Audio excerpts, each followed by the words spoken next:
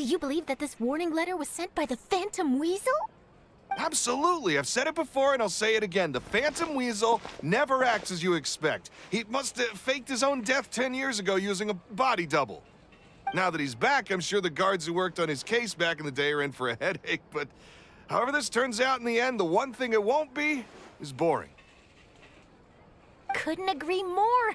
As a journalist, I'm gonna get a lot of mileage out of this one. Thank you, sir, for your time. Now, whom should I interview next? Huh? Hey! What a coincidence! Fancy meeting you here. Perfect timing. So, the Phantom Weasel's latest warning letter. What are your thoughts?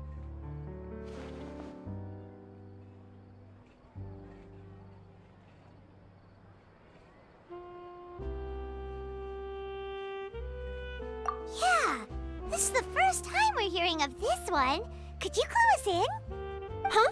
Oh, sorry. Yes, this case is from a decade ago. I guess you wouldn't know about it. Well, not to worry. You're in good hands because I'm a professional. The story goes like this. 10 or so years ago, a phantom thief became active in the court of Fontaine. Known only as the Weasel, nobody knew his true identity, and the authorities never managed to catch him.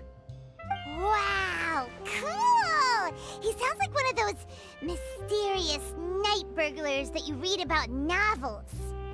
Precisely. Well, except the part where they actually have a good reputation.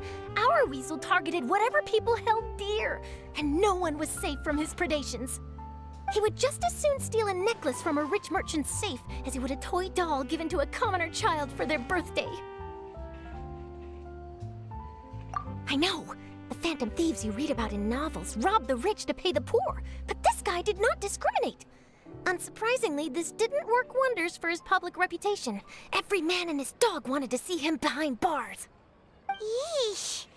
So, did they catch him? Not exactly. There's a good chance that the Weasel would still be at large to this day if it hadn't been for an accident 10 years ago. A magician named Caesar fell to his death in a botched high-altitude escape performance.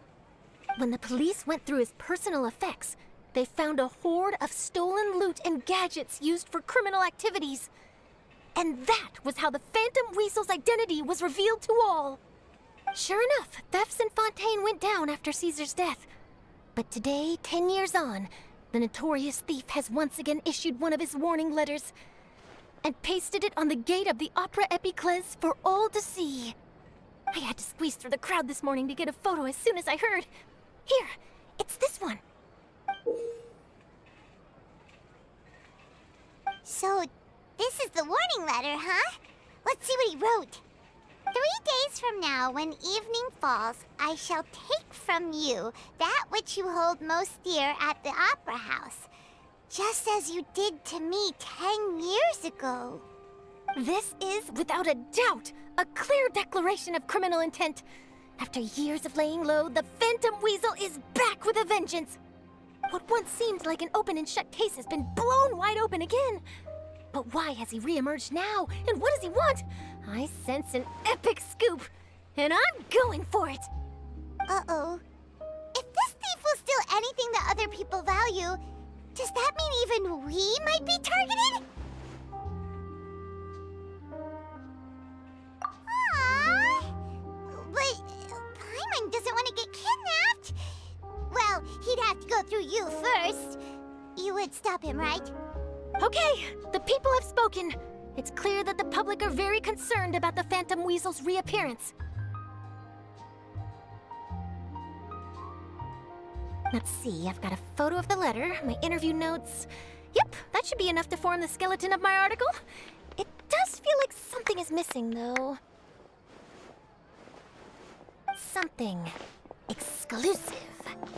Who should I interview next? I need someone with a more concrete connection to the Weasel. Is that who I think it is? Lyney!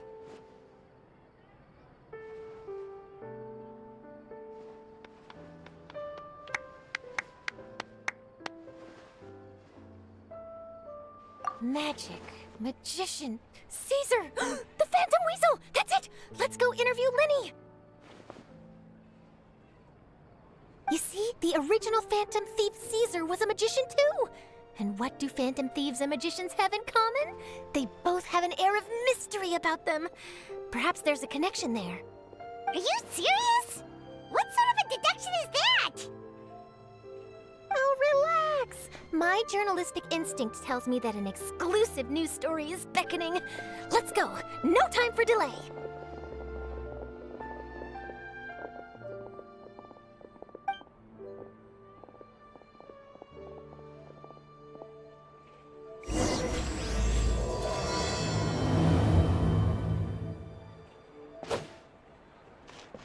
I'll take a guess.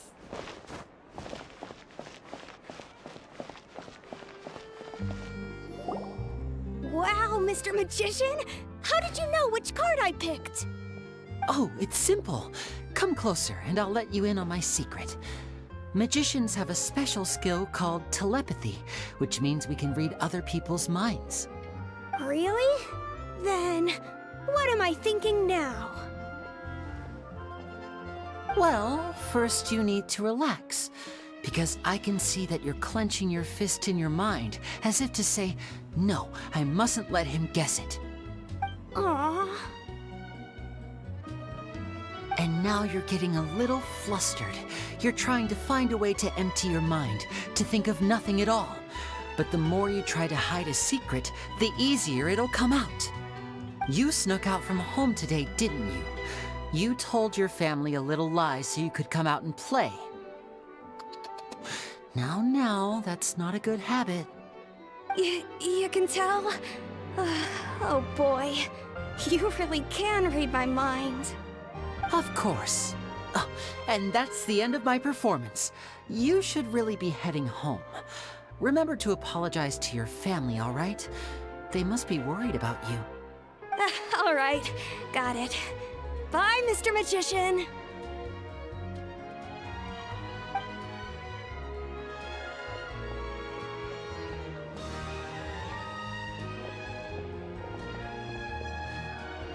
Hey, Lyney?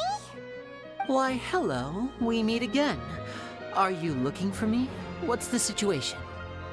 Well, why don't you guess, Mr. Telepathic? Oh, please. You didn't believe that spiel, did you? The power of telepathy is quite beyond me. I'm sure that child would beg to differ. Seemed like you were right on the money. That was nothing more than a little trickery.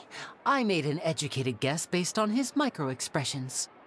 That, plus the fact that he was the only kid here without his parents, and he looked as guilty as sin. He made it easy for me. You guys, on the other hand... Let me guess. Don't tell me you're here for the Phantom Weasel, are you? Wow, got it in one! Is this more of your trickery at work? Wait, really? No trickery this time. It was pure luck. His warning letter's been the talk of the town, so I figured that maybe you were asking around about that. Bingo! I plan on writing a column reporting on the latest news about the Phantom Weasel. So, Lyney, what are your thoughts on this infamous thief's reappearance? To be honest, it makes me angry. Angry? Why? You read his letter, right? The Phantom Weasel claims he's planning something in 3 nights' time at the Opera House. That's the night I'll be performing there. Huh. What are the chances? Wait a minute, you don't think he's after you, do you? Well, if he is, then his warning is clearly a direct challenge to me personally. And if he's not, then it's still going to be a huge headache for me. The mere mention of the Weasel's name is enough to scare people off. So once the contents of that letter get out, barely anyone will be showing up to watch my show. But I've been preparing for this for a long time. I'm not about to let him ruin my big day. This leaves me with only one choice. I have to expose the Phantom Weasel's identity before the show begins. Really? So what you're saying is, we might get to see a live duel between a famous magician and an infamous thief? Wow, this has exclusive written all over it! To be honest, I'm not sure if I'll emerge the victor. The Phantom Weasel is a notorious crook, infamous for his inscrutable methods. You're being far too modest, Lyney. I think your magic tricks are even more inscrutable than those of a thief. Thanks for the compliment, though I have to say, I don't care much for the comparison. A lot of people liken magicians to thieves because we both have the ability to make things disappear without the person noticing. But there's an important difference that these people overlook. Allow me to demonstrate with a quick magic trick. Here, I have a flower, just an ordinary flower that was picked not long ago. Watch it carefully now. 3, 2, 1. It's gone! That's the question. Where did it go? Therein lies the difference between us. Thieves make precious things disappear, but only magicians make them reappear. If I could now invite you all to check your clothes, there might be a surprise in there somewhere.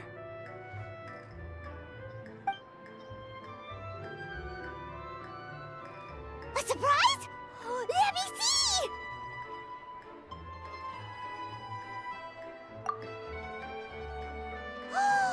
It's right there! But how? You haven't moved this whole time!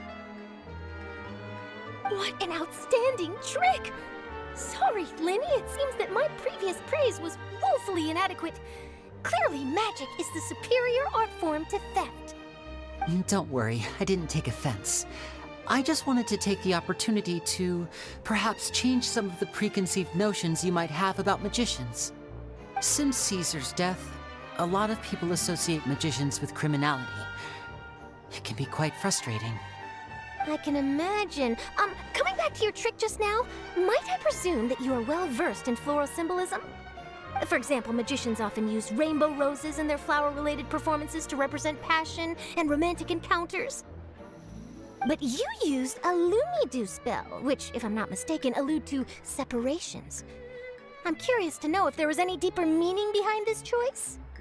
Impressive knowledge. It's no wonder you're such a successful journalist. But I'm afraid I don't know the first thing about floral symbolism. I'm just in the habit of using Lumidu spells in my magic. It sounds like something I should look into, though. I'll buy myself a copy of Fontaine's Floral Language Facts when I have some time. But it'll have to wait until this Phantom Weasel business is behind us. Well noted. In that case, this brings us to the end of our interview. I, for one, am looking forward to the final showdown between you and the thief. Please feel free to get in touch to update me on any further developments. Otherwise, I will of course see you at your show in 3 days' time, but let's hope the Phantom Weasel is caught by then. If there's nothing else, I'll be off. You've given me lots to work with here, and I've got no time to lose if I want to write that exclusive piece. I'll see you all later.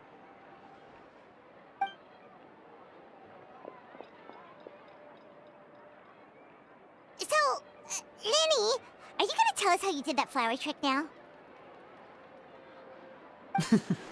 I'm afraid that's my little secret. Aww. Well, magicians are entitled to their secrets. But Paimon's really itching to know how it's done. You feel it too, right? So itchy. Not so itchy then, huh? Well, since you're so concerned, how would you like to serve as my temporary magician's assistants and help me investigate? Magician's assistants? Oh, that sounds fun! Assistants are technically magicians too! Also, it'll bring us one step closer to figuring out how that darn trick is done! Shall we go for it? Excellent. Thank you for putting your trust in moi. The first thing we need to look into is who Caesar really was. If he truly was the Phantom Weasel, that means that the Weasel is dead, and whoever wrote this warning letter is just a copycat criminal. But if he wasn't the Weasel?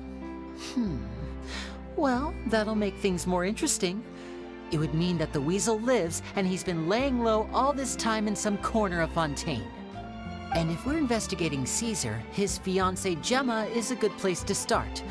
Word is that she visits the cemetery often, so I asked Lynette to wait for her there. We should make a move. Let's go and rendezvous with Lynette.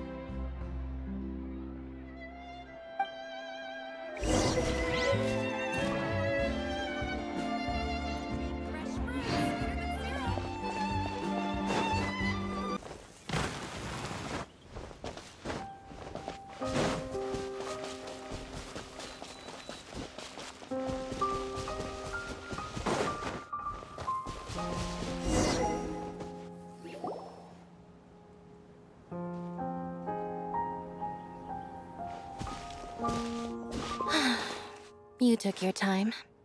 Sorry, I bumped into the Traveler and Charlotte en route, and we ended up chatting for a while. It's been a while, Lynette. We're working as Lyney's temporary assistants in the investigation of the Phantom Weasel.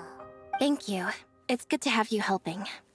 So, what's the situation? Have you seen Gemma? Nope.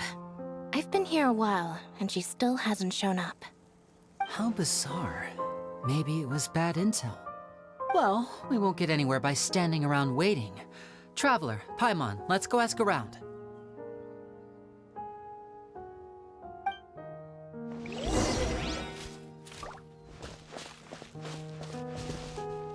A lot of people here today, huh? When did this cemetery get so popular? Same thoughts here. What's going on?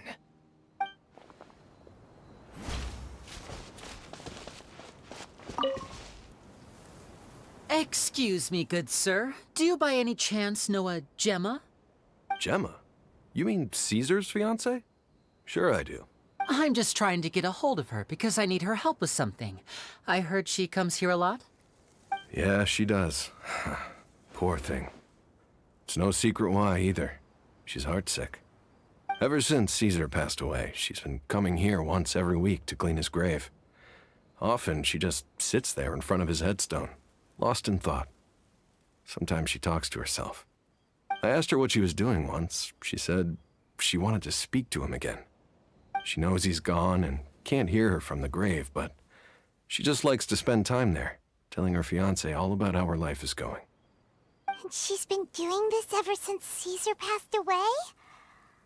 Oh, so 10 years. Wow. Their love must have been really strong. I'll bet. Caesar's reputation fell apart after his identity was revealed, so no one else visits his grave. Gemma's the only one who still thinks about him after all these years. I don't know if the mind lives on in the waters after death, but if it does, I'm sure Caesar must be grateful to have someone who remembers him fondly. If I'm honest, I think this is all so unfair to poor Gemma. Her fiancé was a low-life crook. He doesn't deserve someone like her.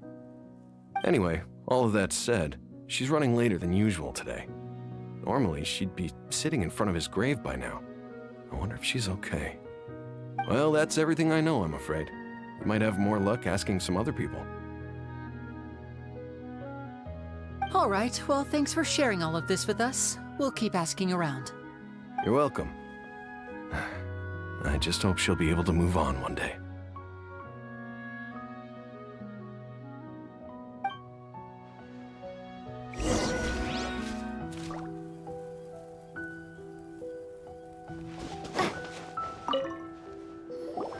Did you hear the news? They're saying the Phantom Weasel's back. You're kidding. Wait, isn't he dead? I don't know anymore. All sorts of news flying around nowadays. I can never tell what's true and what isn't. But what if, just hypothetically, I mean, what if this weasel's the real deal and Caesar was framed? Called it. Seriously, 10 years ago, on the day it all went down, I said to myself, you know what? This guy's been set up. The Caesar I knew was a good guy. He gave balloons to children on the street, for Pete's sake. What, are we supposed to believe that he was a balloon thief or something? Give me a break. Oh, please. Weren't you the one cursing his name to high heaven when the police announced the news? You were all, "Oh, That gosh darn lousy son of a... you think you know a guy, or words to that effect. Wait, did I say that? I don't seem to recall.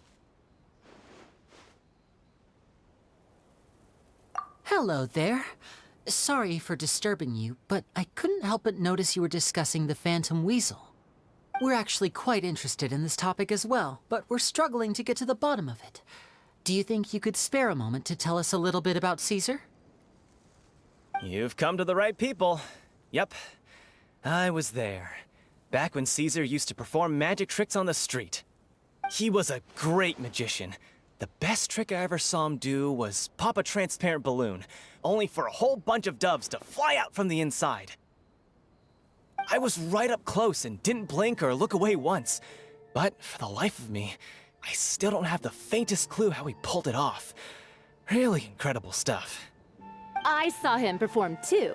He always used to bring some gifts along for the kids who came to watch his show, and he'd hand them out after he was done. Sometimes, he even got the kids to write their wishes down, and then he'd make the items on the wish list appear in his next show. Huh. He doesn't sound like such a bad guy. But after he died, there were also rumors that he used the wish list to find out what was precious to people, with the intent to steal it later. As I'm sure you know, the Phantom Weasel would steal just about anything from anyone. Whatever the case, now that the Weasel is back, Caesar's become a hot topic once more. I bet Gemma must be pleased. If Caesar's name gets cleared, maybe it'll finally give her some solace after all this time. No, speak of the devil. That's her over there. If you've got any more questions about Caesar, she's definitely the one to ask.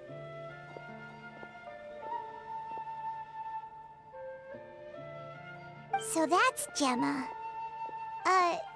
Is it just Paimon, or does it look like something's wrong? Wait, it looks like she's injured. Come on, let's see if she's okay.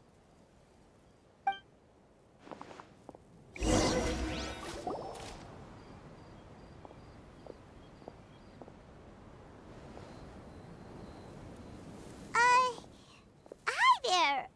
You're Gemma, right?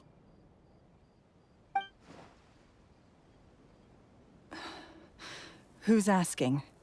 Don't be afraid, we mean no harm. It looks like you're injured. How bad is it? Thanks for your concern, but you didn't answer my question. Who are you, and what do you want with me? My name is Lyney, and this is my sister Lynette. My name's Paimon, and this here's the Traveler. We're investigating the Phantom Weasel. The Weasel posted a warning letter this morning. If he still lives, that means that Caesar was falsely accused. You knew Caesar better than anyone else. So if you're willing, we'd love to hear what you think about all this. I promise you can trust us. We won't hurt you. In fact, we'll do all we can to keep you safe. I never believed that he was the Weasel. Huh. I suspected as much. Okay, so going back 10 years, do you remember anything strange in the weeks leading up to the accident? Did Caesar have a falling out with anyone, for instance? No, not that I know of. Got it. All right, sorry for disturbing you. If you don't have any more questions, please leave. I want to be alone with him.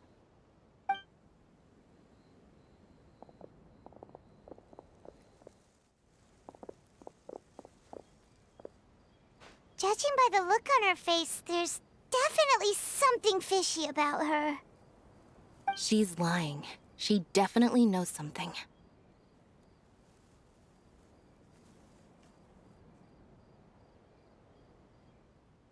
That's fair. We're just a bunch of strangers who showed up and started questioning her about things that happened a whole decade ago. It makes sense that she'd be wary around us. In any case, I doubt we'll get any further here, so let's call it a day. Meet me outside Hotel de Boer tomorrow, and then we'll start the next step of our plan.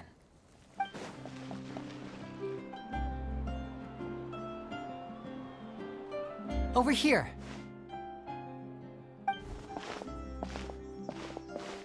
Lynette's not joining us today? I've had her follow Gemma and see if we can make any inroads with her. They should be at a cafe right now. Still, I don't think that Gemma's likely to open up to us. So, we need a contingency plan. Today, we'll be looking into a guy named Lorenzo, Caesar's former pupil and assistant. When Caesar passed away, all the stolen goods discovered in his home were confiscated and returned to their rightful owners. But Lorenzo was the only one privy to all his magic secrets, and he inherited his craft. Before long, Lorenzo was the next big magician in town, his fame surpassing even that of his master, and it made him very wealthy. He's since left the magic scene, though, and these days, he's a wealthy businessman with his fingers in a lot of different pies. I had to pull a lot of strings, but I managed to get him to agree to a couple of drinks with me. Be warned, though, I hear he's got a hair-triggered temper. We'd best be careful.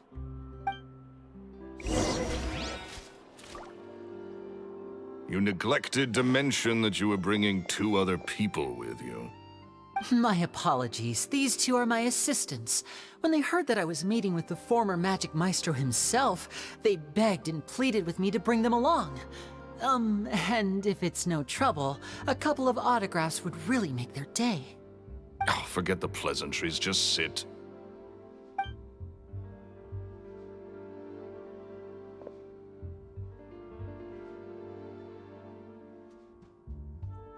Get a load of this guy. Forget the pleasantries, he says, but he looks pretty happy about Lyney stroking his ego. I only agreed to meet since we're both magicians. Do me a favor and cut to the chase. I have more important things to do than drinking. Much obliged, sir. As it happens, the matter I want to address is also related to magic. Yesterday morning, a warning letter from the Phantom Weasel appeared on the entrance to the Opera House. He claims to be planning something for the same evening that I'm scheduled to do a magic show there. As such, I believe that I may well be his target. I have to get to the bottom of this to ensure that my show can go ahead as planned. Naturally, any investigation into the Weasel starts with a few questions about Caesar, who... What is there to investigate? Caesar was the Weasel, and he's been dead for 10 years. So what if some sick creep thought it'd be funny to write a warning letter? It changes nothing. Are you trying to tell me you actually bought it? Please, sir, no need to get so worked up. I do concede that a copycat is but one possibility. Possibility? It's a fact, Lyney. Look, my patience is limited, so listen carefully while I'm still willing to put up with you. The Weasel is dead. Period. Everyone knows that, so do yourself a favor and quit this investigation. It'll lead you nowhere. Look, if this affects your magic show in any way, I will personally compensate you for any losses. Oh, sir, I'm honored, really. But this isn't about finances for me. My pride as a magician is what's at stake here, Lorenzo. Copycat or not, this person has thrown me the gauntlet, and I must meet their challenge head-on. Your pride? Don't mince words with me, boy. Just tell me, what exactly are you seeking to do? I want to find out the Phantom Weasel's true identity. I have to know for myself what really happened 10 years ago. What would that accomplish? And what do the events of 10 years ago have to do with you, anyway? Look, you of all people should know that a magician never reveals their secrets. And in any case, dead men don't talk. So if you really care about your magician's pride, then you'll forget about Caesar and move on. Uh-oh. This is getting awkward. Lorenzo? Is that? Oh, it is you! I know that big, booming voice anywhere. What's up, my man? Want to grab a drink with me? Another day, I'm busy. Oh, come on. You can't be all business all the time. You know what they say? Live fast, die young. You gotta learn how to kick back and relax once in a while. If I wanted your life advice, I'd ask for it. Now get out of my face and go be drunk somewhere else. Sorry, my good sir. I don't believe I've had the pleasure. Oh, hey! Edmondo. He and I are business pals. We worked together a bunch of times. This is your first time meeting him? Oh, he's always like this. Foul-mouthed and hard-nosed. Never heard a kind word out of this guy the whole time I've known him.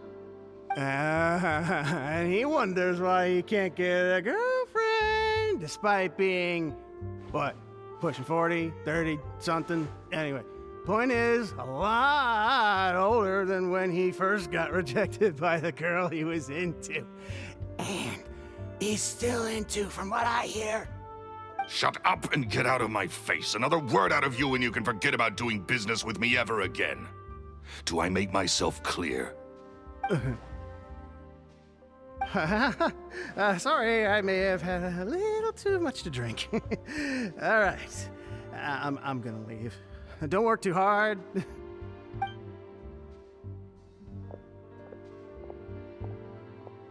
I think it's high time I made a move as well. If you really want to investigate this, Lyney, be my guest. But if nothing good comes of it, don't say I didn't warn you.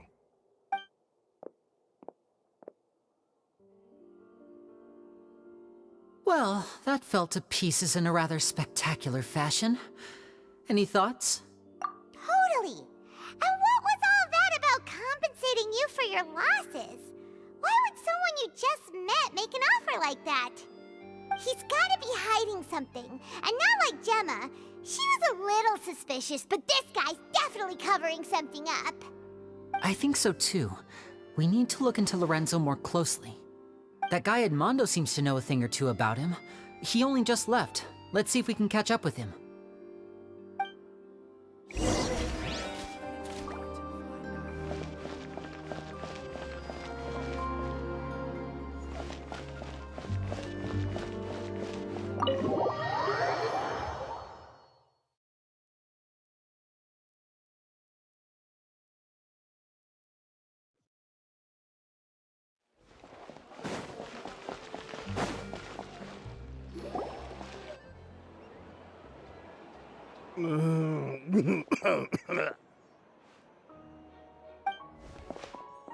You okay there? Who are you? Oh, it's you guys. Don't worry about me. I must have had one too many. I just need to ride it out.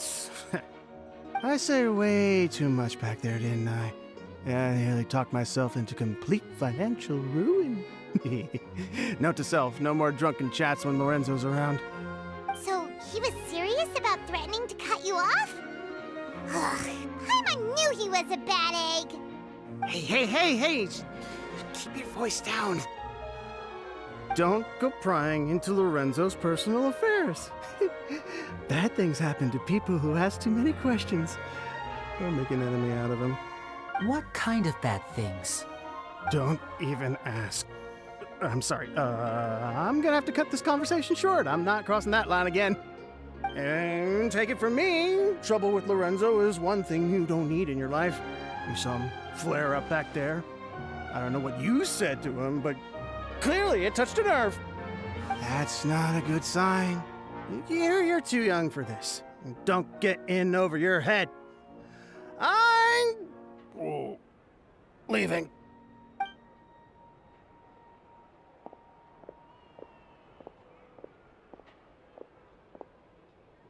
And there he goes. What do we do now, Lyney? Shh! I think we're being watched. Someone was listening in to our whole conversation. Don't say anything and don't look back. Any altercation in the city will attract the guards. We'd better take this elsewhere.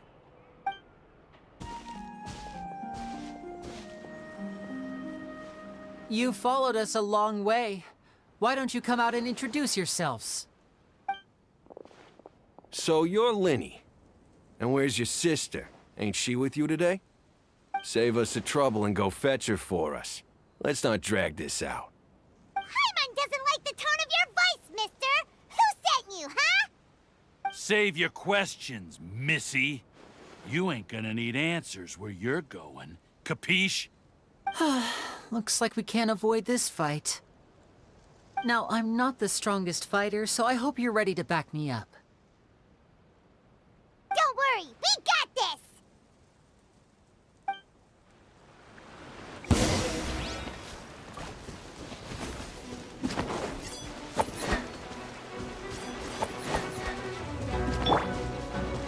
Let's light it up! Teamwork is dreamwork! Let the magic begin! Over here! This is a new one. This'll pack a punch.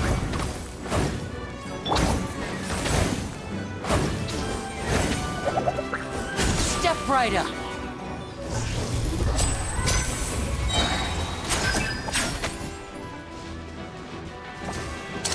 A round of applause.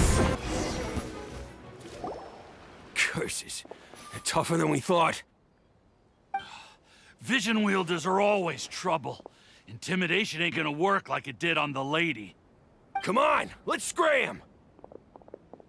Hey, wise guys! We ain't through with you yet! Oh, they got away! Did you catch what they said just before they left? Something about intimidating someone else. Sounds like they just wanted to rough us up as a scare tactic, and they've already done it to someone else, but who? You're right. She was injured when we saw her yesterday, and she acted like she had something to hide. Maybe she was too scared to tell us the truth because those guys had threatened her. Well, if that's the case, she should be more willing to open up to us once she learns that those thugs won't be bothering her anymore. Let's head back to the cafe and see if we can get any information from her.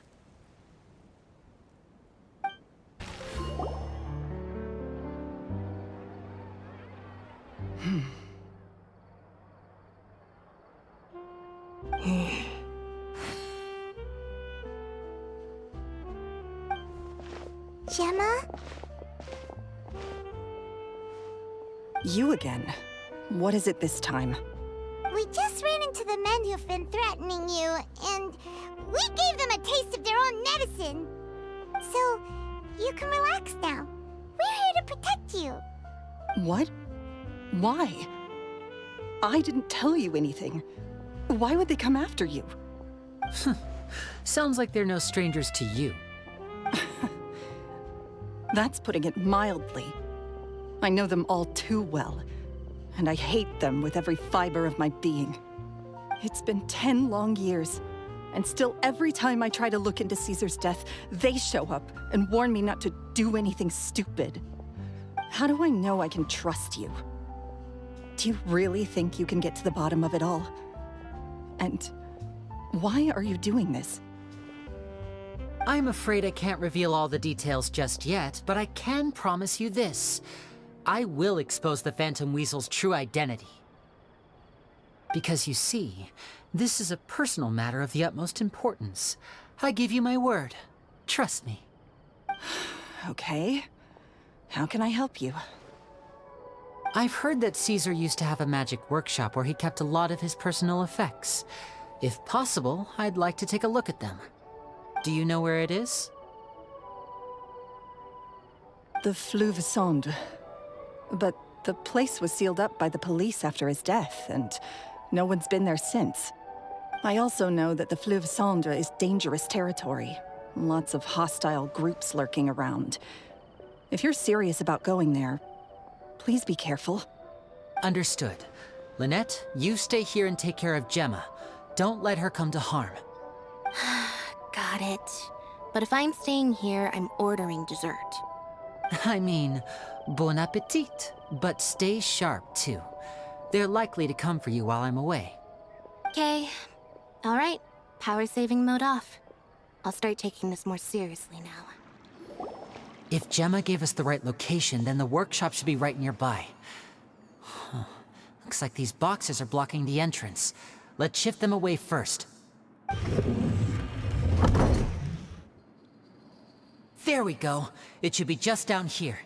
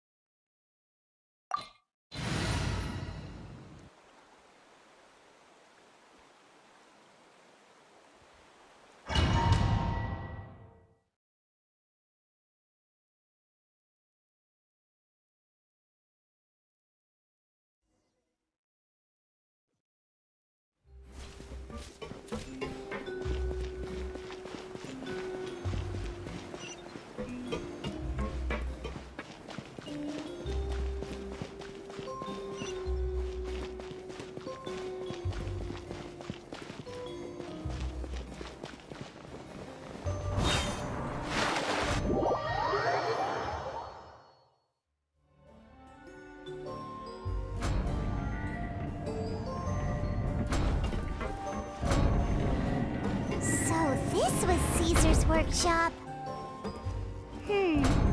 Nothing suspicious here, just normal magic props. Let's head in further. What was that? Oh, is this one of Caesar's gadgets? Guess we must have triggered some sort of device.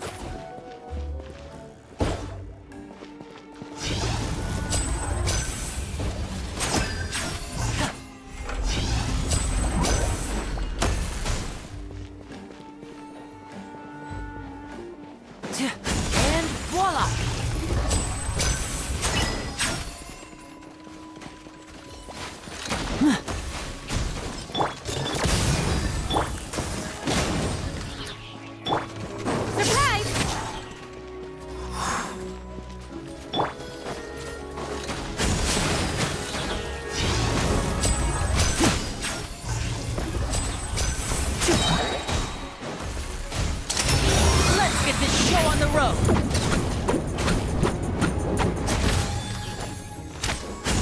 Right up. Whoa. Look. The doll in the box is glowing.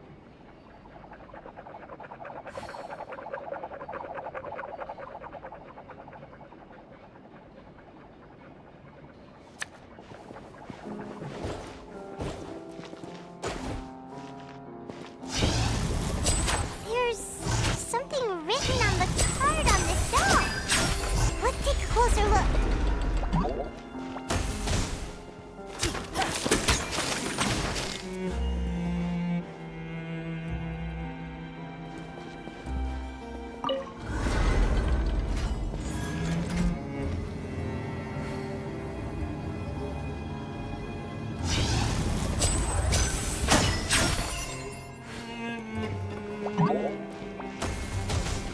Looks like we've reached the end of this route. Shall we try a different one?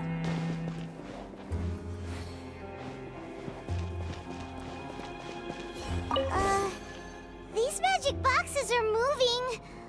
What do we do? One of them looks different from the rest. Let's investigate.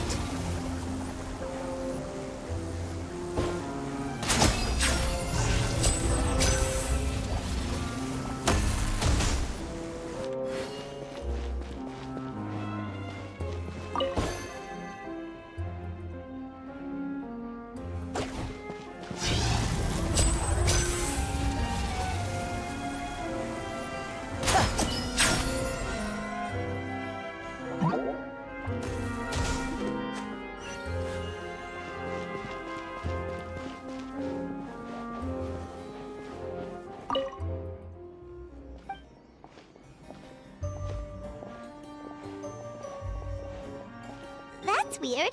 Have we reached the end already? There's nothing here. Maybe this was a wasted trip.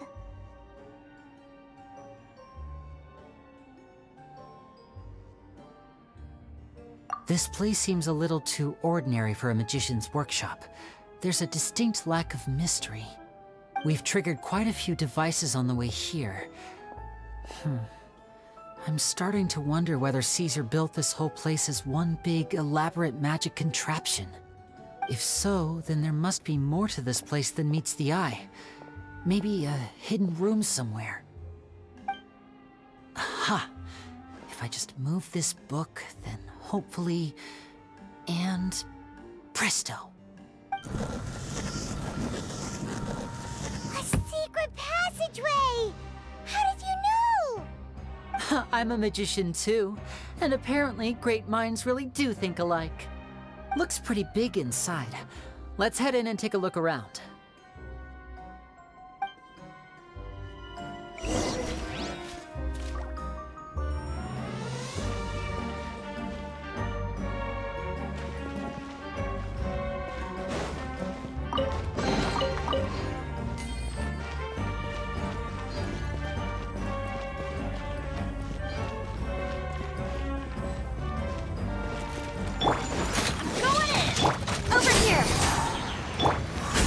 Voila! Got something for ya.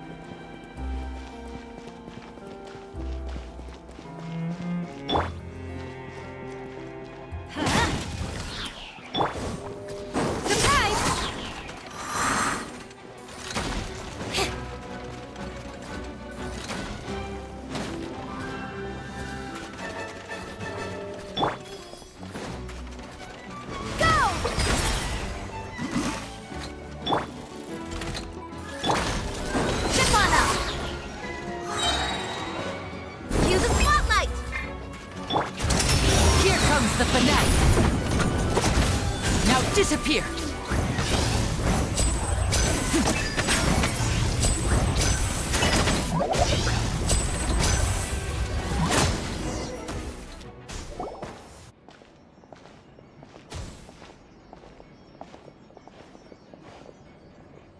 Why have you stopped, Lyney? Is there some device in that box? Huh. It just looks familiar somehow. Let me check this out for a second while you guys go on ahead. If anyone makes a major discovery, let's rendezvous here. All right, see you in a bit.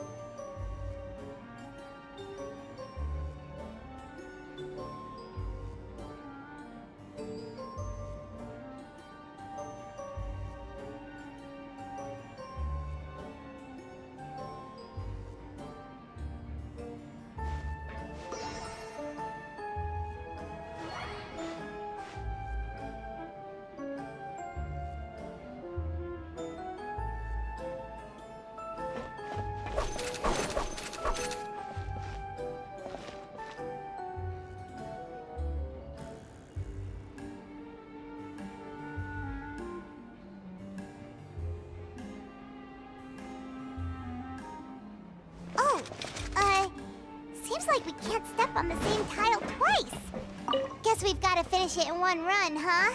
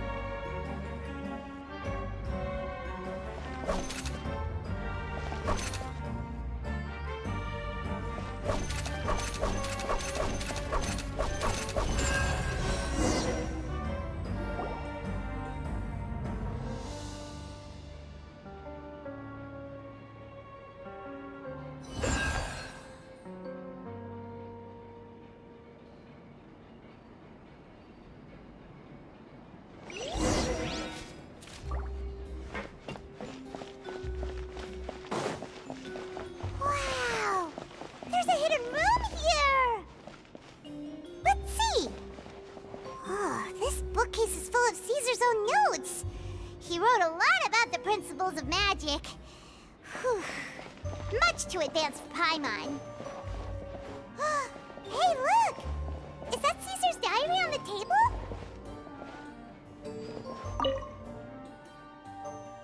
This book's thick as a brick! Let's take a peek inside it, shall we?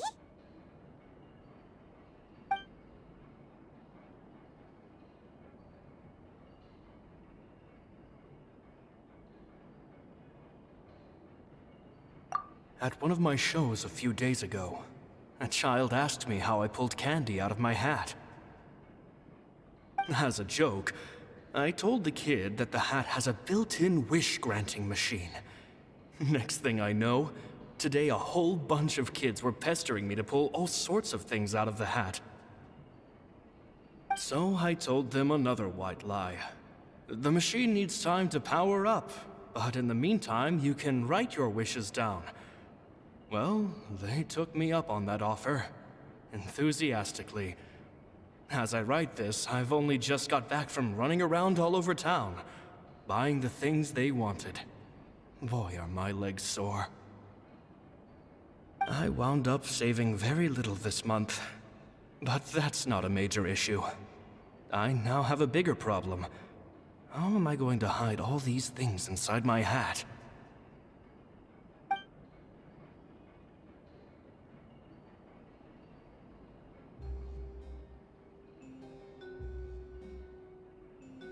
Two children came to talk to me after today's show. I don't know why they were out on their own. They looked much too young to be unsupervised. I do hope they got home safely. Anyway, they said that they wanted me to teach them how to do magic. It's not uncommon for children to ask this, of course, but I've never seen any of them as serious about it as these two. I told them that learning magic is very hard work. That didn't faze them at all. It's like they already knew. They seemed so committed. I couldn't turn them down.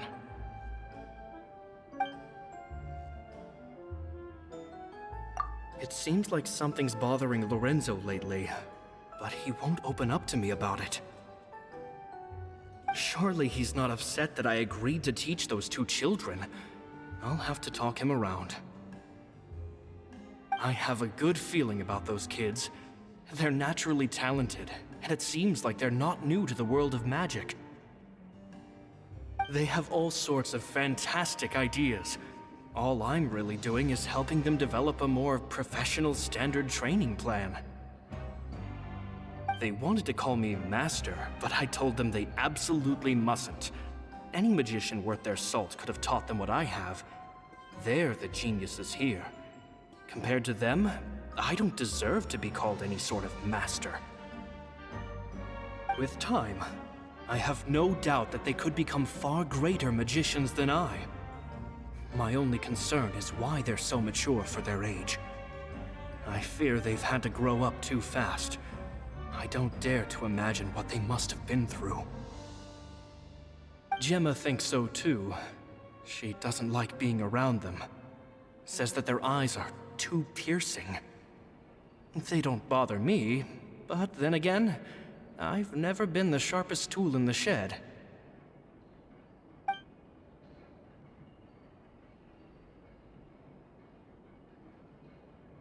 It's nearly time for me to go on tour. I asked the two kids if they'd like to come with me, but they shook their heads. I once overheard them talking about their father and their mission. Sounds like their parents have other plans for them. I guess we'll be parting ways soon. It's only been 10 days since I first met them, but I think that I've gotten a feel for their personalities now. They're very tough, but also very cautious, and they trust no one but each other. This, I fear, is not a good habit to have. They hide things from me too. For example, when I asked them where they live and why they wanted to learn magic, they lied. That's the thing about children. Whenever they're trying to cover something up, it always shows somehow. I can sense that their lives have been hard. Possibly even dangerous, too. They're not like other children. It's a shame that I can't do more to help them. After thinking things over, I decided to tell them a bit about how I see the world. It's full of lies and falsehoods, and that is why we must find our own truth. P.S. I hope they won't find my nagging annoying. Children are so opinionated nowadays. Will it do them more harm than good for someone they've only known 10 days to lecture them like that? P.P.S. Maybe I'm overthinking this. Children aren't interested in grand philosophies. It probably just went in one ear and out the other.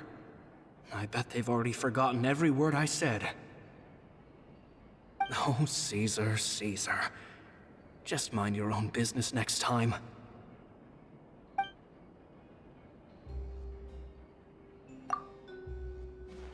Two magic geniuses with a father and a mission, huh? Sounds a lot like he was writing about Lyney and Lynette, don't you think? So did they meet Caesar when they were kids? Let's go ask Lyney!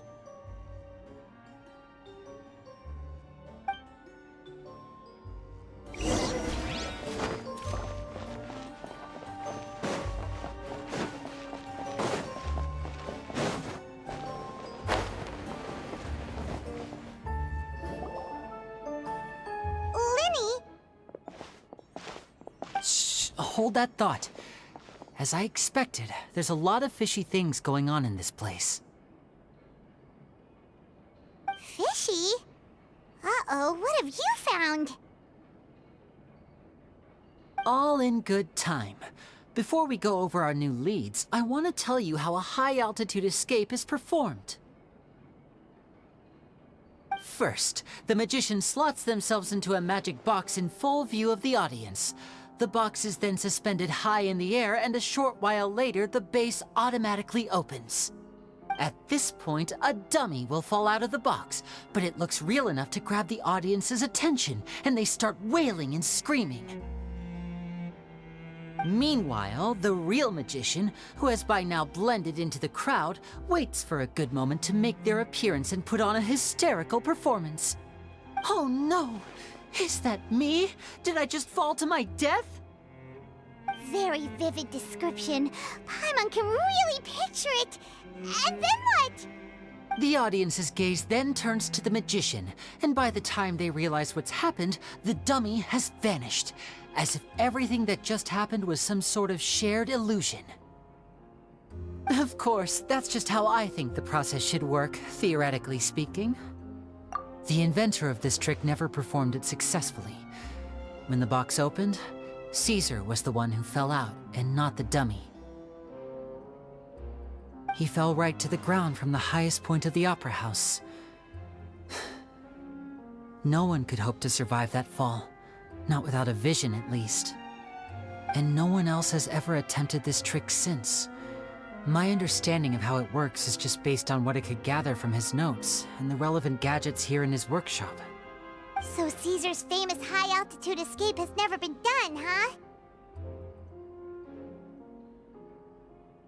Paimon was about to say how cool it would have been to see it in person, but if it's that dangerous, it's probably for the best that no one else tries to do it. Wait a second. So if a dummy's supposed to drop out of the box, then where does the real magician go? How does he get out? Glad you asked. That brings us to the secret of said box. This box right here is the one that Caesar constructed himself to use in the performance, and it's not as simple as it looks. Inside, there's a device that only the magician himself would know about. Once the magician's inside and the box is lifted up into the air, the audience's view of the box is fixed at a certain angle. From where they're standing, they have a clear view of the front, sides, and bottom, but the back and the top are now no longer visible. At this point, the magician presses a button inside the box, opening a secret door out of view. He then escapes through this trapdoor onto the Opera House roof, waits for the dummy to fall and distract the audience, and quietly returns to ground level. That's way simpler than Paimon imagined. Even Paimon could probably do it. Well, there's a little more to it than that, of course. The hardest part of this trick is controlling the audience's mood and reactions. That takes an exceptional degree of showmanship. There's the falling dummy, the miraculous reappearance, the pompous performing. Maybe the magician would even have themselves tied up before it begins to strengthen the impression that there's no escape. Many days and nights of careful research and painstaking practice would have gone into this, all culminating in a performance just a few minutes long, but one that still manages to transform the shock and grief of a tragic accident to the joy and laughter of a mesmerizing magic trick. Caesar was a highly accomplished magician. But unfortunately, even he didn't manage to pull it off. So, how did it go so wrong? You said you found some fishy stuff here. Have you figured out what really happened? I can make a pretty good guess. I looked into the case files. The magic box Caesar was using at the time of his death had the secret button I mentioned positioned on the right-hand side. And sure enough, he always used his right hand as his dominant hand in public. Okay. Nothing suspicious there. But here's the strange thing. Most of the devices in this workshop have the mechanism on the left-hand side, including this box right here, which leads me to believe that Caesar was in fact left-handed. Because a magician can't afford to have their most basic habits stand out too much. People naturally focus their attention on the most important details of the task or situation at hand. But a magician needs to be able to redirect an audience's attention at will so as to avoid arousing their suspicion. The essence of magic is getting people to believe a lie. If even the truth raises eyebrows, the falsehoods become all the more difficult to mask. And so, Caesar trained himself to use his right hand to align with his audience's expectations. Great magic always requires sacrifices, but in his most stressful and nerve-wracking moments, and when no one was watching, reflex would kick in and he'd use his left hand. That's why he set his gadgets with the mechanism on his left. Exactly. I think that's likely what happened. Caesar would have been under a lot of time pressure during the escape. He'd have had mere seconds to open the hidden compartment, retrieve the dummy, then open the secret door and make a swift escape. But I'm sure he was confident. He would have rehearsed countless times to the point where it was second nature. He'd barely need to think about what he was doing because muscle memory would guide him through. So he opened the compartment, took out the dummy, checked everything was in order, and then went to leave. With his left hand, he reached for the button, and suddenly, his heart skipped a beat. It wasn't there. Much like when you reach for your keys but find your pocket empty, his mind needed a moment to process what was going on. Instinctively, his left hand would keep feeling around for the missing button, maybe for another second or two, until the bottom of the box gave way. With the stakes being as high as they were, just a 2-second delay cost him everything. The authorities would find nothing suspicious and conclude that his death was due to his own error. But in reality, someone switched the boxes, and they did it to murder him. But how would they be able to make the switch without being noticed? That would be difficult to pull off, no? It would have to have been someone who knew that he was left-handed and who could move his props around without arousing suspicion. Someone who was always by his side. Isn't that right, Lorenzo? You just couldn't let sleeping dogs lie, could you? There's not a lot of people who'd go to all this trouble for some magician who died 10 years ago. I didn't want to have to do this, you know. Silencing you the hard way just creates more problems for me to deal with. But I gave you your chance. I hoped you'd do what's good for you and back off like the lady, but you disappoint me. You mean Gemma? So you are the one who's been threatening her! Yes, although however stubborn she might be, she was never much of a liability. But you people. You never even knew him, but for some reason you just wouldn't drop it. Which is why you can't leave this place alive. Take them out, and make it quick. Do your worst!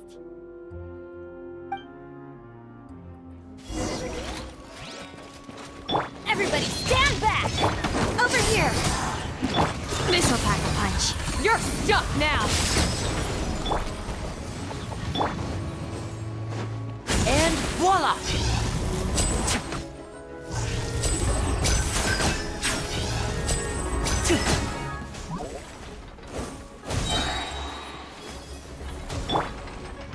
Ever seen one of these? Wipe out! Ha! This is a new one. I'm going in! Chip on up! Let's get this show on the road!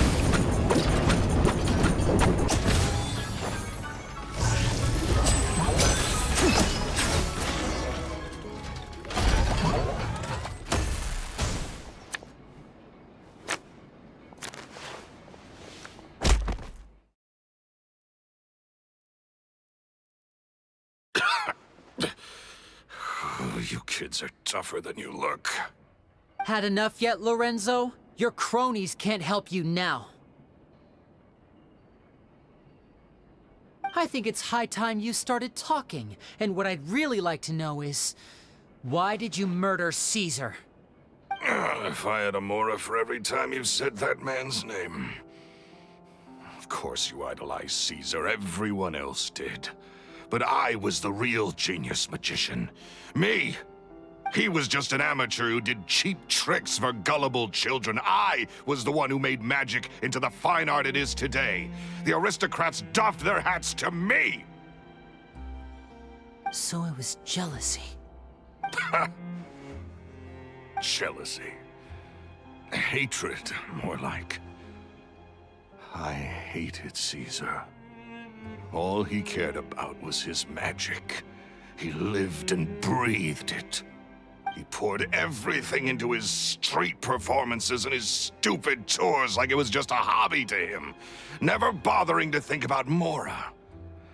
What sort of fool devotes their life to the art of deception and never has a Mora to show for it? But the people loved him, didn't they? Oh, how they looked up to him. No one gave me a second look. All I ever heard was, "Oh, your master's amazing, isn't he?"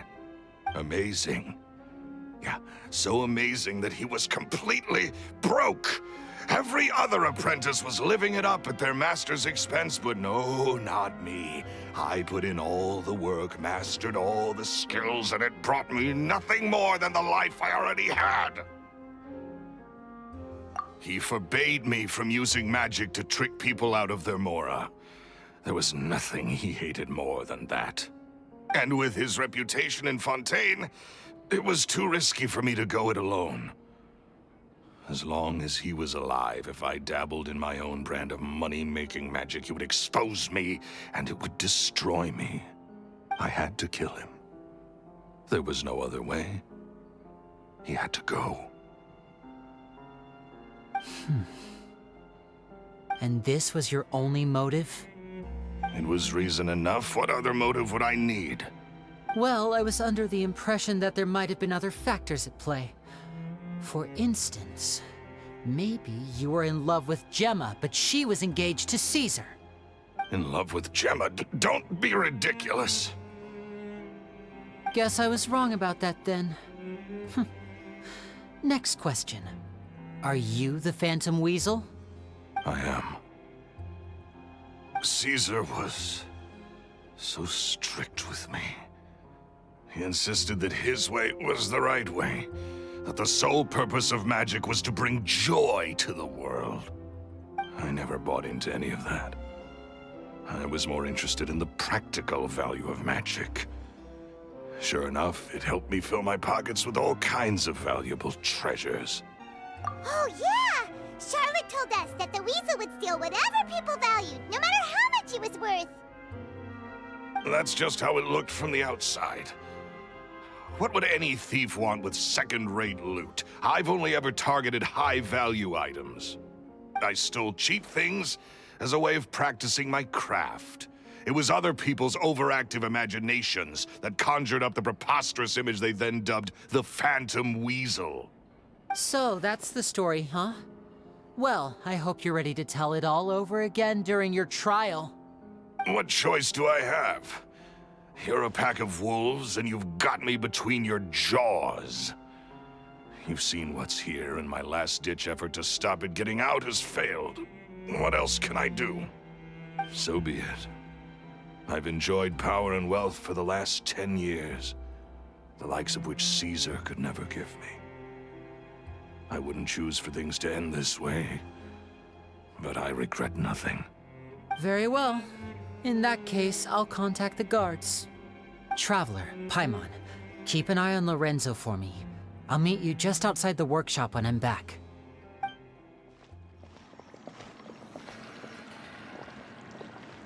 Lyney has told me the whole story. Lorenzo, do you confess to the murder of Caesar and to framing him for the Phantom Weasel's crimes? Look who's finally developed a conscience. What kind of disciple murders their own master? I hope it was worth it, because there'll be hell to pay.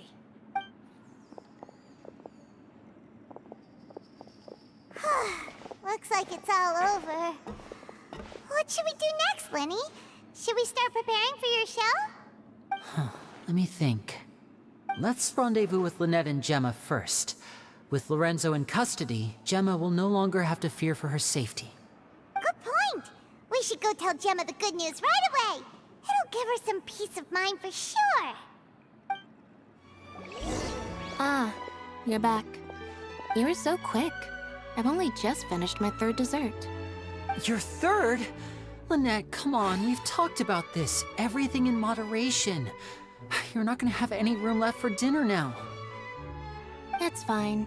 I'll shift to exercise mode and jog off the excess sugar. That's besides the point. Well, it's done now, but try to eat a more balanced diet in the future. Point taken. Did everything go okay? Of course! Lorenzo was no match for us. The guards are taking him into custody as we speak. Gosh, that's amazing. I'm sorry, I still didn't know if I could trust you, but now it seems I can. I had my suspicions about Lorenzo, but I... It's okay, we understand. He did threaten you. Paimon would find it hard to trust strangers in your position, too. But you don't need to be scared anymore. Everything's gonna be okay. Sorry.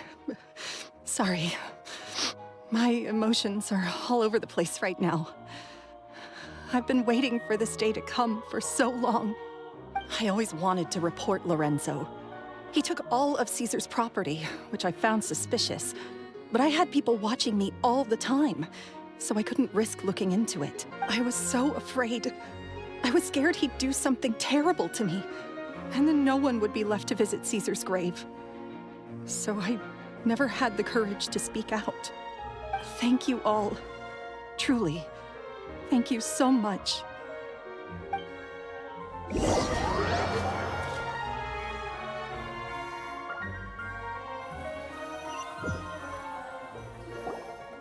Thank you all for clearing Caesar's name. I never would have guessed that Lorenzo was the real Phantom Weasel. He never showed any signs that there were problems between him and Caesar in public. From the outside, it looked like they got along great. And to think that lowlife's been living life to the fullest all this time, while Caesar's name was getting dragged through the mud. It's a travesty. At least his soul can finally rest in peace now, thanks to your efforts.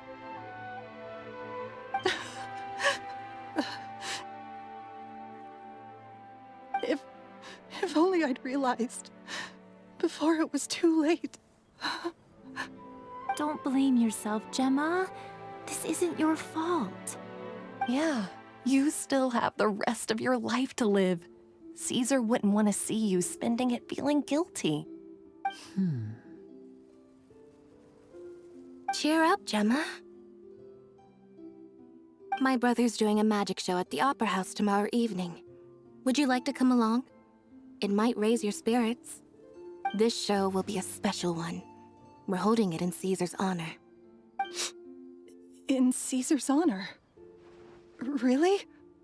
Oh, thank you. I'll be there. Great. We'll see you tomorrow evening. Traveler, Paimon, don't be late. Don't worry, we'll be there. No way are we gonna miss out on a free magic show.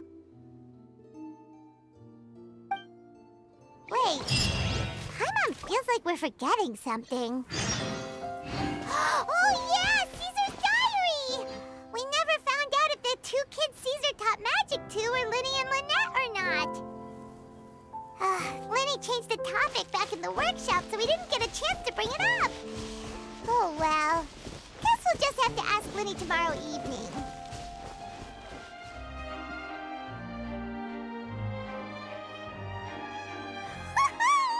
Paimon's excited to see another of Lyney's magic shows!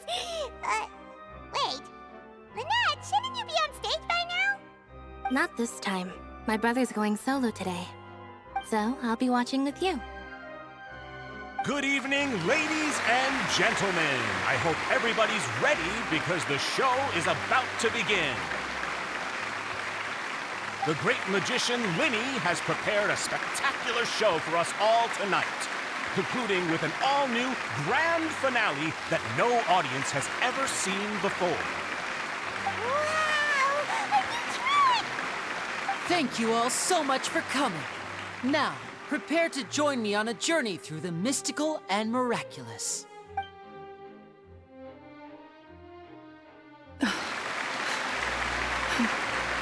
Exciting stuff, isn't it? Yes, it's just... It reminds me of him. No wonder. Caesar was a famous magician too. So, how did you two first meet, Gemma? Well, I was out on the street once, and I saw him performing for little children. Children love magic, because they're willing to believe in things that can't be rationally explained. Caesar had this amazing way of bringing them into a dreamlike world. And somehow, I felt drawn to him too. So I went up and asked him to do a trick for me. Aw, that sounds so romantic. What trick did he do? It was with a flower. He took it in his hand, snapped his fingers, and it magically appeared on my head. I was so happy that day. No one had ever given me a flower before that. Oh, that's so cute! Actually, now that you mention it, Lyney's done that one before. Is that right? Then I suppose he's a romantic at heart, just like Caesar. So let's treasure the time we have with him. After all, you never know when the people dearest to you might be gone. That's right. It's all over now.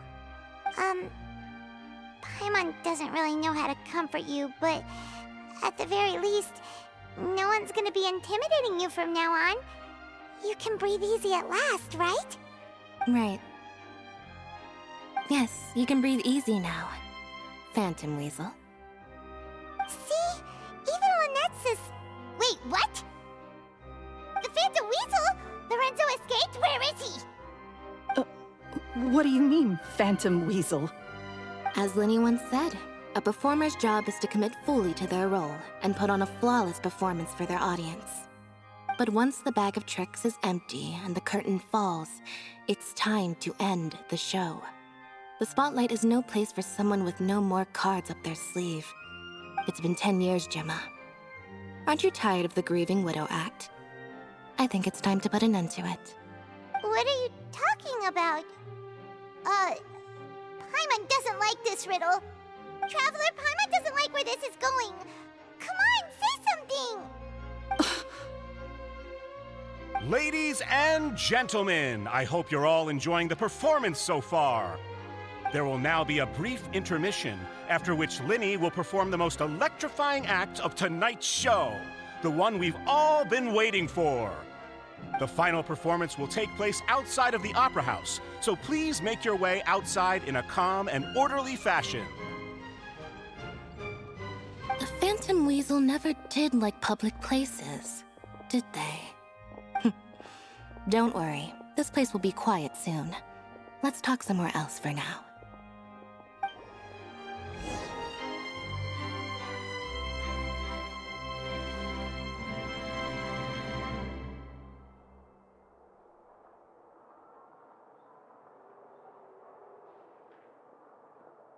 Dear me, this is awkward, isn't it? And unfortunately, I'm all out of gadgets, so I'm afraid I can't do any tricks to liven up the mood. This is a big mistake for a magician to make, but thankfully, I do have a backup plan. Now, who wants to hear a story? Lyney? Don't we have more important things to address right now? Lynette accused Gemma of being the real Phantom Weasel a moment ago. Oh, what the heck's going on? All in good time. Magicians are good at guessing what people are thinking. I know the questions you want to ask. And as it happens, the story I'm about to tell might answer a few of them. Really? Well then, let's hear it! Paimon's dying of curiosity here! Let's go back to the very beginning. A decade ago, when the Phantom Weasel was terrorizing the court of Fontaine. She never missed a target, never left a trace, and no treasure was safe from her thieving hands. But as her infamy grew, so did the readiness of the police, and her opportunities to act became ever fewer. Every day, she ran the risk of being exposed for who she was.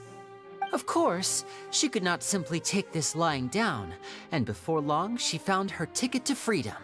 She would create a scapegoat, a false weasel to close the chapter on her behalf. After weighing her options, she set her sights on a renowned magician, Caesar. After all, magic and theft shared enough similarities for people to buy the story when the truth came out. So then what? Being the master deceiver she was, the weasel easily earned Caesar's trust. Now, all that remained was to frame him for her countless crimes. But as she was considering how to make her move, she noticed Caesar's aggrieved pupil, and a new thought entered her mind. Maybe I don't need to get my hands dirty after all. At her encouragement, Lorenzo tampered with Caesar's magic box, causing him to fall to his death. Afterwards, Lorenzo seized his master's property, and the weasel set about tarnishing Caesar's reputation.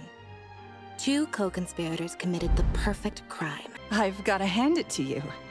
You're both exceptional storytellers. It's enough to make even me wonder whether there was really another mastermind behind all this, pulling the strings. But I just have one question. You seem to think that I am the villain in this tale. What's brought this on, Lyney? Is it something that Lorenzo said? Don't worry, Lorenzo said nothing at all. But I never believed that he was the weasel, and in fact, my investigation only made me more certain of that. He was too forthcoming with his confession, as if there was something else he was trying to hide. How disappointing. So you'd sooner trust Lorenzo than me, even without a shred of evidence?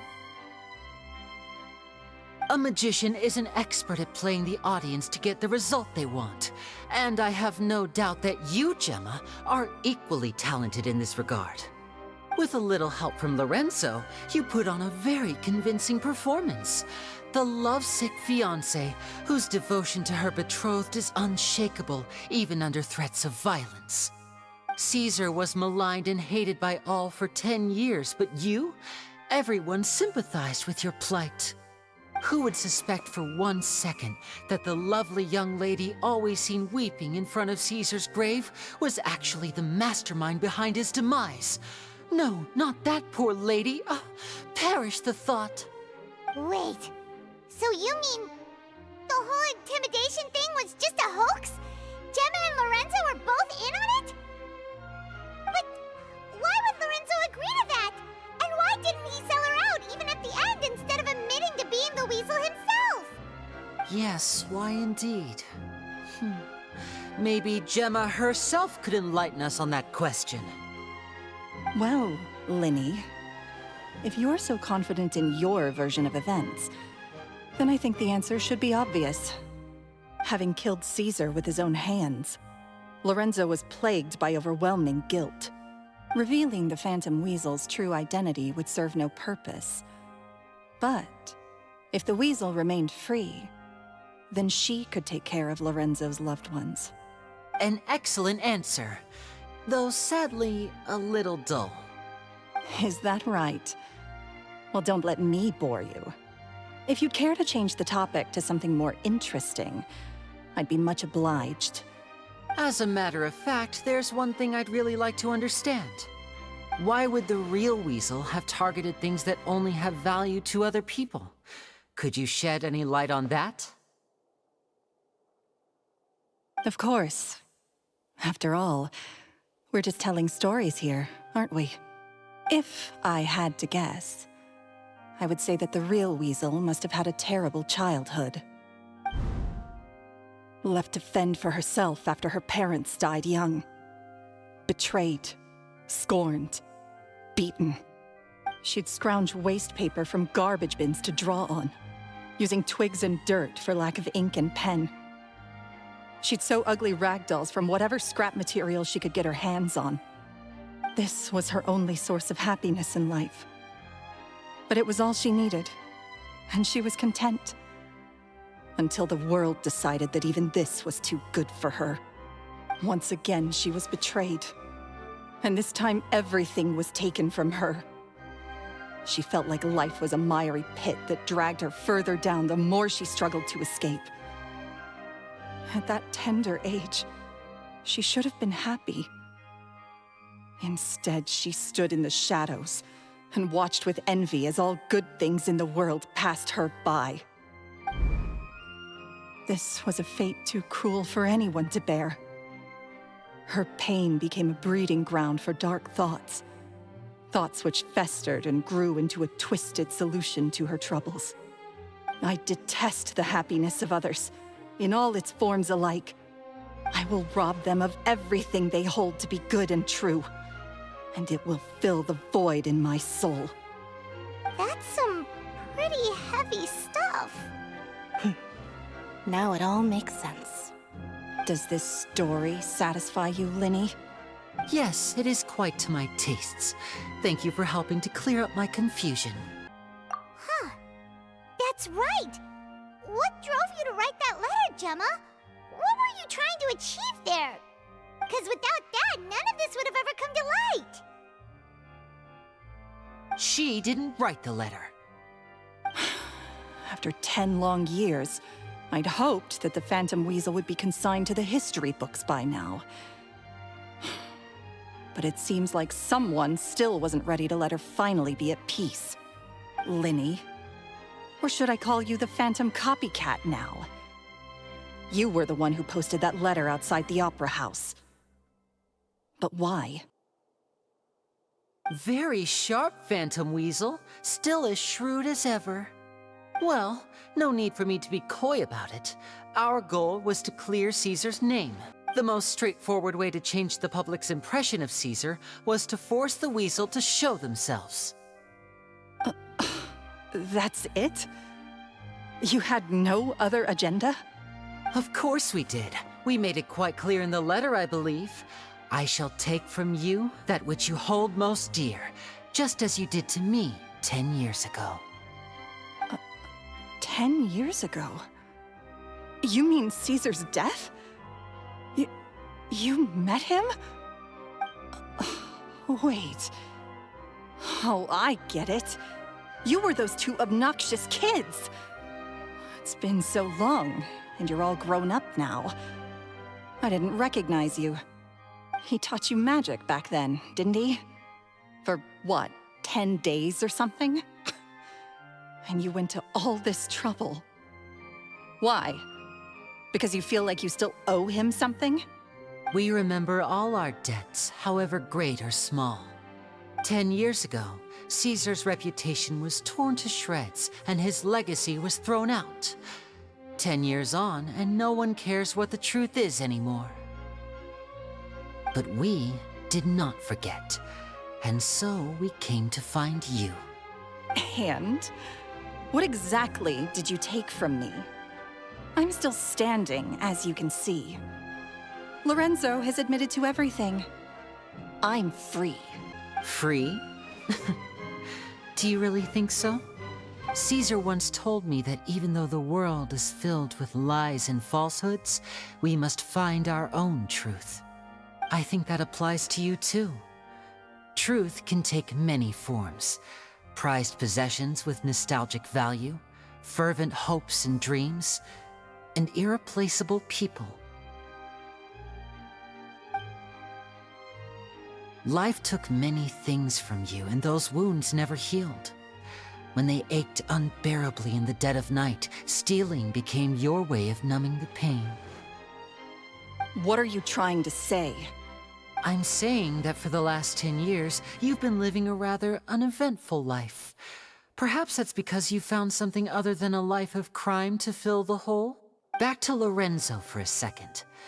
He murdered his own master, played along with your act, and took pains to make sure any suspicion would be directed towards him. But what did he have to gain from all that? He knew who you were and the things you'd done, and despite that, he was willing to give everything up for your sake. He's the reason that you haven't felt the compulsion to steal in all these years. You're more than just accomplices in murder. You're the only real friends each other has. So I think you know, deep down, that he is the only truth you have in your life. But that truth is gone now, and I guarantee you, you'll never see it again. Congratulations on your freedom, Gemma. Your freedom will cost you dearly. From now on, you'll be all alone in a world full of lies and falsehoods. I do hope you'll be able to bear it. You've still got a long life ahead of you after all. Gather round, one and all. The time has now come for the amazing Lyney to perform his final act in tonight's show. I'm sure you're all wondering what he has planned for the grand finale. Well, wonder no more, for the answer is a death-defying high-altitude escape. A high-altitude escape? I'm sure you all remember the magician Caesar. This was the very trick that led to his fatal fall, after which he was dubbed the Phantom Weasel. But we have now learned that Caesar was wrongly accused, and that the real Weasel had now confessed to their crimes. Guess that's my cue to leave. Whew. I've been practicing this one for ages now, but I'm still a little nervous. Traveler, Paimon, I hope you enjoy the rest of the show. There may be a lot of people watching tonight, but you alone are my true witnesses. Lyney, wait. You two hid a lot from Caesar. He went to his grave without ever knowing your secrets. So what about now? Are you an open book? Or are you still the same as ever? You don't have to tell lies to end up isolated and alone. One day, you'll end up exactly where I am today. Maybe then you'll finally understand. You're wrong. I'm nothing like you.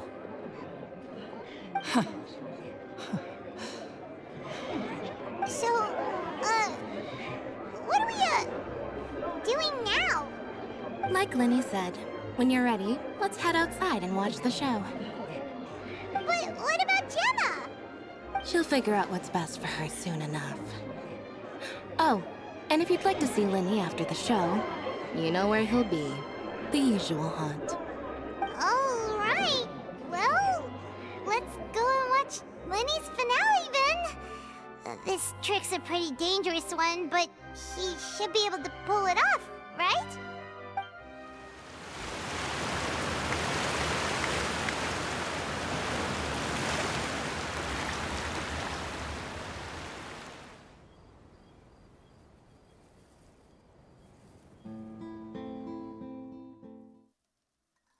Magic should be mysterious, surprising, and defy logic. Magic is hard work. Every single movement has to be practiced thousands of times. It's alright. We're used to that.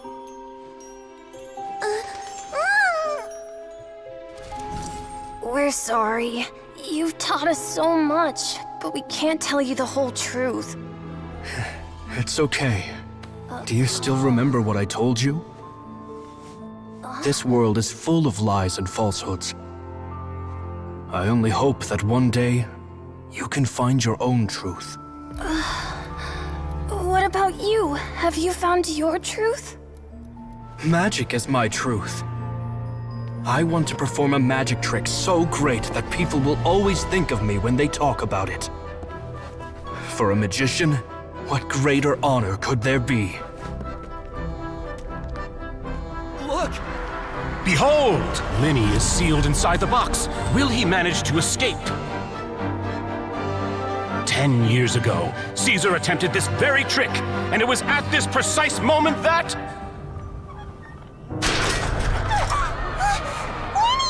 Watch out!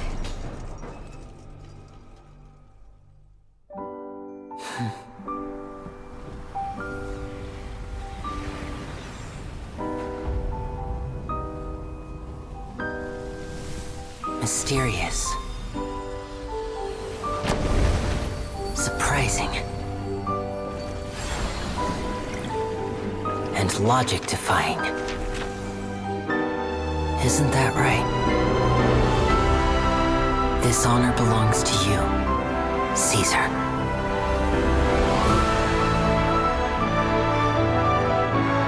I'm just sorry it's a little late.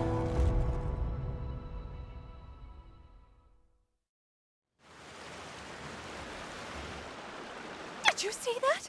1 minute he was falling, and the next, he turned into flowers. How could he possibly have done that? How mysterious. I didn't blink once. He just vanished, right in front of my eyes. What a heart-stopping magic show! This was really worth the trip. Caesar's name has finally been cleared, and Fontaine's new star magician Lyney has fulfilled a wish on his behalf. Oh, I couldn't ask for a better grand finale. It will make a great headline for the Steambird tomorrow, even if I do say so myself. Whew. Looks like everyone really loved Lyney's grand finale. Paimon doesn't see Lyney anywhere. Where'd he go? Oh, Lynette said he'd be waiting for us at the usual hunt. But, where is that? Oh, you mean the one where Caesar's buried? Yeah, that's probably it. This whole magic show kinda seemed like Lyney's way of saying goodbye to Caesar. So it makes sense that that's where he'd be afterward. Alright, let's go look for him there.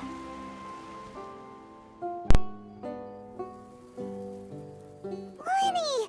There you are. Are you alright? Paimon was scared to death when the chain broke. Paimon was sure something had gone horribly wrong. Magic is a performance art. A magician has to get creative to keep the audience on tenterhooks. That's our job. So I tweaked Caesar's original setup a little to keep it fresh. I was honestly a little nervous during the live performance. The thought of falling, suddenly feeling weightless, seeing the sky and the ground spinning and spinning. Sometimes, I can't help but wonder what Caesar thought in those final moments. Did he regret taking Gemma and Lorenzo on? Or did he believe that it was his own slip-up right until the end? You know, Paimon's been wanting to ask you about something ever since we were in Caesar's workshop. You learned magic from Caesar once, didn't you? When was that? After I joined the House of the Hearth. To be honest, Lynette and I had an agenda when we approached him. I told you about my past before, remember? As a young boy, I survived by secretly learning magic from street performers. I'd watch their tricks and try to figure out how they were done. But I quickly realized that observation alone could only get me so far. What I saw was the polished final performance, but the rigorous training they put in behind the scenes remained invisible to me. I needed to learn how to improve my sleight of hand, hone my misdirection skills, and make niftier props. We were gifted enough that we'd made some progress by ourselves, but without proper guidance from a professional magician, we quickly plateaued. So that's why you sought Caesar out? Yes, we figured there was no harm in asking, but it took us by surprise that he was so willing to teach us. In all, we only spent 10 short days together, but he was very good to us. By contrast, we hid so many things from him. For instance, when he asked why I wanted to learn magic, I answered, "It's my passion." But in truth, there was already a lot more to the story by then. After being taken in by an aristocrat for our magic talent, then betrayed soon after, this was no longer about me doing what I loved. What amazed me was how the lie escaped my lips even as I was hesitating over whether to tell him the truth. Trust is a beautiful thing. Sadly, I'd forgotten how to trust by then. Lyney. Still worried about the way I feel? You really are a gentle soul, aren't you? But don't worry, I'm used to it now. From the mansions of the elite to the house of the hearth, lies and selfishness have followed me and Lynette everywhere we go. After Caesar went on tour, we became busy with our missions. The next we heard of him was that he'd fallen to his death, and was now declared to be the Phantom Weasel. That night, I remembered his smile. But as I lay there, I didn't know what to say to him. To keep secrets is to put up walls. The longer you keep them up, the less you let people in. Then, one day, you look around and realize your life is like an empty auditorium after a show, full of seats once occupied by all the people who left. But I guess that's the price we have to pay. You only realize how much someone really meant to you when you lose them completely. That's why I was so confident this would hurt Gemma. Because I felt it for myself. Yeah, cheer up, Lyney. We've had to say our fair share of goodbyes during our journey, too. But whatever happens, Paimon always believes in what tomorrow brings. Delicious food, fun toys, and the Traveler by my side. Paimon just needs to focus on things like this, and all the unhappy stuff goes right out the window. You know, Traveler, doesn't that kind of make you Paimon's truth? Exactly. It's the same for me and Lynette. We are the truest thing each other has in the world, and nothing can replace that. Life has taken plenty from us, like it did from Gemma. But at least it left us with each other. That's what gave us the strength to get through the darkest days. That's why the darkness never consumed me, and why it never will. Maybe we live in the shadows too, but we remember every precious ray of light that shines through.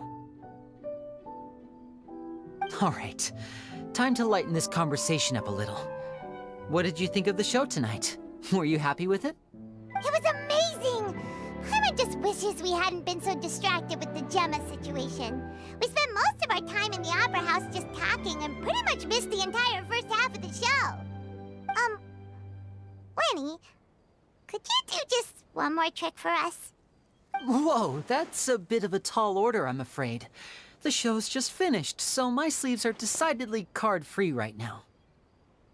Aw, come on! Surely you can think of something. The Lyney Paimon knows can do anything if he puts his mind to it. Oh, all right then. I'll give it a go, but only because it's you. Watch closely. I have a flower in my hand. You liar! There's nothing in your hand! We ain't going along with this! Huh? My goodness, you're right. But I could have sworn I brought one here with me. Okay, try this. Count down with me. 3, 2, 1. 3, 2, 1. Now, have another look around. Maybe the flowers appeared somewhere else. Really? Let's see.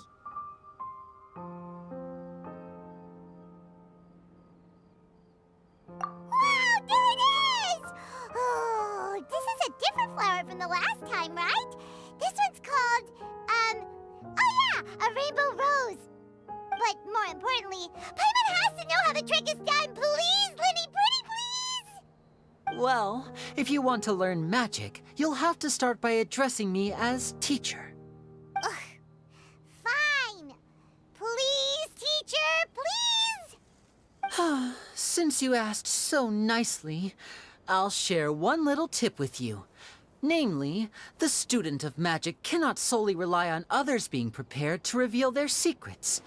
You have to observe, think, and find the answers for yourself. Is that it? Ah, look at the time. We shouldn't linger here too long. Thanks again for coming to see my show. I bid you both good night. I look forward to seeing you again. All right, fine. See ya.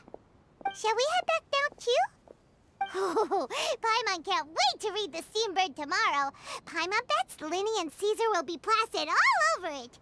Let's head to the Steambird's offices tomorrow morning and see what we can find out. I'm very sorry, Charlotte, but my sister and I are quite busy today. I'm afraid we'll have to decline this interview. Oh, please, Lyney, I'll only take a moment of your time, if you would be so kind. Huh? What's happening here? I spent all night writing my piece about the Phantom Weasel, and it was going to go to print this morning. But just as dawn broke, I suddenly received news that Caesar's fiancée, Gemma, had contacted the guards and confessed to having been the real Phantom Weasel all along. That was quick. Hmm? Too late, bro. That was quick, you say? It sounds like I've got some catching up to do. Please, fill me in. Whoops. Aha! My instincts did not lead me astray. You do have something to hide. Gemma turning herself in must have something to do with Lyney's performance last night. Maybe watching my high-altitude escape trick reminded her of a better time with Caesar, and she could no longer ignore the voice of her conscience. Huh. Okay, then. Wait, no, there must be more to it. If that's all it took for her to have a change of heart, how did it take her 10 whole years? Well...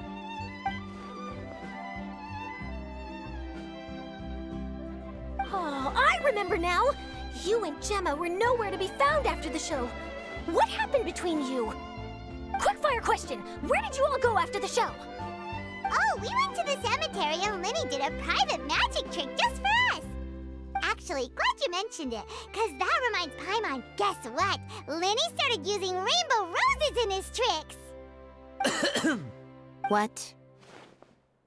I don't recall ever having received a rainbow rose from you myself. Is this supposed to mean that they're more important to you than your own sister? No, I just, What now? Oh, did Paimon say something wrong again? This is getting pretty awkward. What do we do, Traveler? Seems like this interview wasn't meant to be. Well, never mind. There's always next time. Forgive my persistence, but when there's explosive news waiting to be found, I can't turn away. The news about Gemma has already made waves, and I'll stop at nothing to get to the bottom of it all. Apparently, one of the things she said to the guards was that her final wish is to see Lorenzo one last time. There's clearly a web of complicated relationships there. Can't blame me for being curious. All right, I guess I'll leave you to continue the rest of your conversation in peace. Bye for now.